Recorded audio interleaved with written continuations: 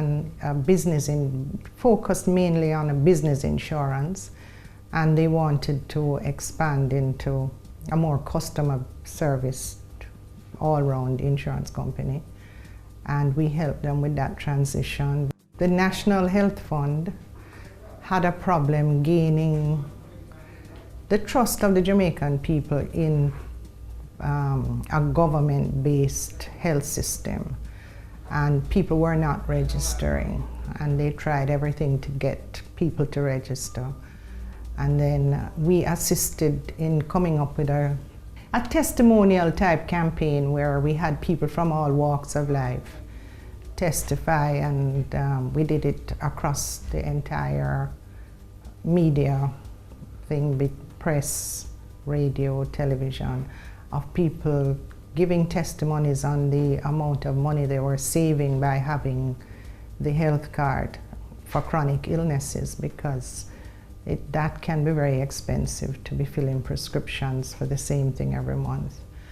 And that worked out very well for them. People started registering. It was so successful actually that they had to open a customer care center where people, could go and register and get their cards on. But I think the most exciting campaign that we've ever done was for Red Stripe. We did this disruptive campaign with a bear. Coffee.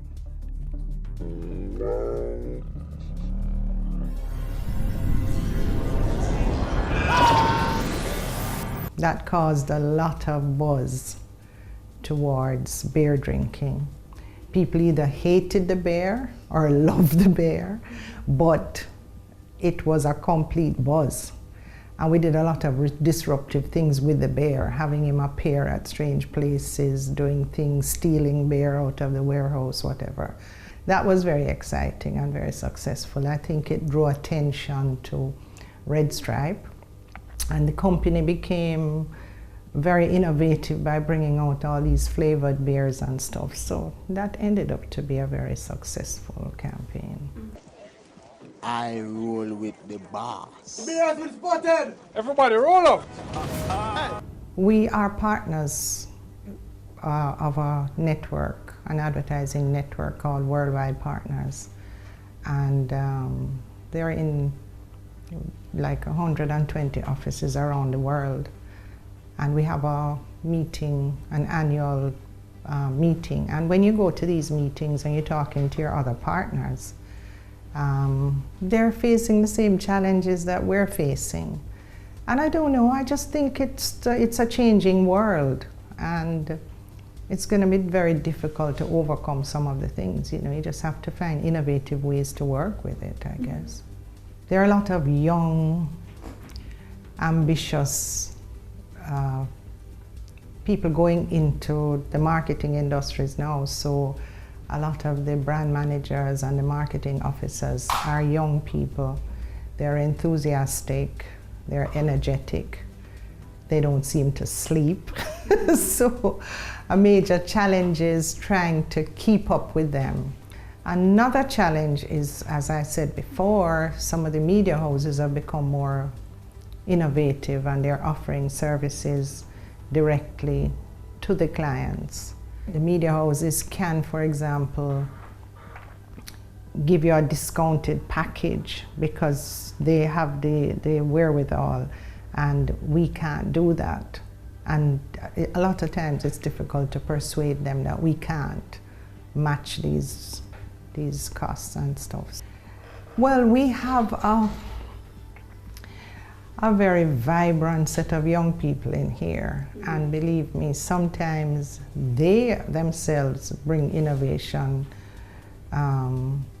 into the business. They see opportunities in certain things, like videoing certain things and converting it into interesting outputs. Just crazy things that they see as opportunities to be innovative. And sometimes it's something to do with the client, sometimes it's not. Sometimes it's just innovative ways to do things in-house. And I don't know, it's just one of those things that you can't really plan for innovation. You see opportunities arise and you use those opportunities to be innovative. The demand in the world now is digital, as you know, because that's the way the whole world is going. So the future plans is to probably expand our digital department. We really have a very efficient digital department at the moment, but the demands are getting higher and higher, and I think we have to think of innovative ways to use the digital sphere to expand the outreach to people. I think that discipline has broken down a lot in the industry. I find one of the major challenges we have with young people just coming into the business world is that they're very free-willed and free-minded, and discipline is a big part of it. So I think I would say to them that if you're going to make this a career, you also have to be ready to act like it's a business. I know it's a fun type of industry. A lot of them appear to believe that it's a fun industry, so that is a part of the discipline problem. You come in and it's like drawing and painting and writing and whatever, and it's a lot of fun. And it is, I think I'd have to advise that if you're going into the industry, it's also it's a fun business, but it's also a very serious business. So you have to be disciplined, you have to want to follow the rules, and if you're going to make it into a career, you have to expose yourself to what is going on in the rest of the world now. Coming up next, Wayne Stewart. Product or the service that our client is trying to sell. And a lot of that information resides in the client's own business.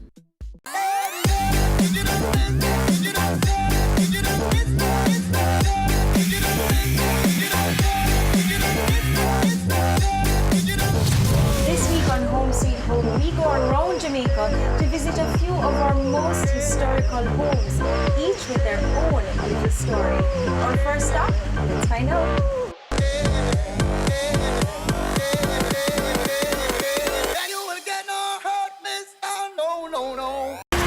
Cameo takes you behind the scenes of Jamaica's exploding creative industries to give you an insider's look at how creatives get the job done.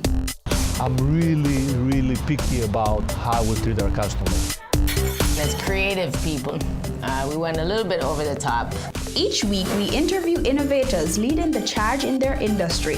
The chaos of creativity meets the stricture of structure on Business Access TV's Cameo. The Vice President of Marketing at Dunlop Corbin Communications, Wayne Stewart, filled us in. Well, way back in 1956, Mr. Jerry Dunlop, whose painting hangs behind me, went into business as an advertising agency. Later in time, he was joined by a fellow by the name of John Corbin, a Barbadian guy that had moved right throughout the Caribbean, opening advertising agencies. He was a Caribbean man at the time. It would have been even before Federation. So he got to Jamaica. By the time he got to Jamaica, he had already opened agencies in Barbados and in Trinidad. Came here, left us and went to Bahamas and Bermuda, so that there is a network of Corbin agencies, of which we are still a member. Advertising, I think of as paid advocacy. Typically, it's 80% of the time it's paid is being paid by for-profit companies in our economic system. But even so, there are lots of social people wanting to influence social behavior, And sometimes people running for political office might use advertising. But it's different from other forms of communication in as much as it's clearly being paid for by someone. So the consumer knows to be on guard. The Jamaican advertising industry has been around for a very, very long time.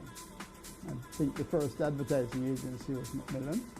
Our company is a member of the Advertising Agencies Association of Jamaica. I think we've got 16 members. Outside of that, within that membership, there's a wide range of size of agencies. Some may be relatively small with 4 or 5 people. Others might have 30 people. So there's a range of size. But that doesn't necessarily translate immediately to competency. You may have very small agencies that are very, very good. You don't like you to have very big ones that are lousy because they wouldn't get big if they were terrible. Aside from the fellows who are in this body, you also have a lot of independent people of varying sizes who are functioning as agencies. They may not be members of our association, but they're out there and they're competitive. They're working with us. One of the hallmarks of our association is independence from the media. And so there are also lots of people that we compete with that are related to media entities who function as agencies. So that's basically the universe. It's a variety of people. There are people working in different ways. Some people do everything themselves. Others prefer to work with independent producers and with independent suppliers in the sense of producing a television commercial. Some agencies will do it entirely within their own business. Others will choose to work with outside suppliers. It's very much a matter of choice. It's Quint's 35th birthday celebration. Quintet is my number one. Great tomato ketchup, pour on great tomato hot dog. They're many and varied. There are also great opportunities. Things are a lot simpler today. We can do a lot more than we could do if you go back. If you go back 25 years, you used to send out to get type if you're making an ad, a press ad. Today that's on your computer and you just do it. Similarly, we were looking at some 1982 commercials yesterday, and those we had to go to Miami to get the post-production work done. Today you do that entirely in Jamaica. So we have lots and lots of advances happening. In terms of problems, I'm sure we have a lot of those too. It's always very, very challenging to understand what is of concern to the consumer so that you know what to say. And then within the business, it is wide open. The very technologies that make it easy for us to do it in Jamaica also make it easy for a very wide raft of people to also do it. So we are open to considerable competition. The product or the service that our client is trying to sell. A lot of that information resides in the client's own business. They know their own business far better than we will. And as much as they can share with us, the better it is. Well, I think it helps to be smart. I think it helps to be interested in media. I mean, if you're the sort of person who doesn't want to see anything on television, you don't want to listen to the radio, I don't think this is a business for you. It's a business that's involved in engaging with consumers, and we work through the media. So I think you need to be interested in communications. And that's it this week for Cameo. Even in the midst of challenges, our creative industries continue to shine.